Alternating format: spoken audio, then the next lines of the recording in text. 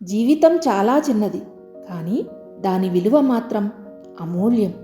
ఎంతకాలం బ్రతికామన్నది కాదు, ఎలా బ్రతికామన్నదే అసలు జీవితం. గడిచిపోయిన క్షణాలు తిరిగి రావు, కానీ అవి మిగిల్చే జ్ఞాపకాలు మాత్రం జీవితాంతం తోడుంటాయి. కాబట్టి మీరు చేసే పనిని గౌరవించండి, మీ బాధ్యతల్ని ప్రేమించండి. అప్పుడు ఎంత కష్టమైనా ఇష్టంగా మారుతుంది. ఈరోజు మీరు ఖర్చు చేసే సమయం, డబ్బు నేడు భారంగా అనిపించినా రేపు అవే జ్ఞాపకాలు మీకు గొప్ప ప్రేరణగా మారతాయి. అందుకే నేడు ఎంత కష్టమైనా నష్టమైనా సరే చిరునవ్వుతో మీ సమస్యని సానుకూలంగా మార్చుకోండి. మీ మనోధైర్యమే మీ ఆయుధం కావాలి, మీ సంకల్పమే మీ బలం కావాలి.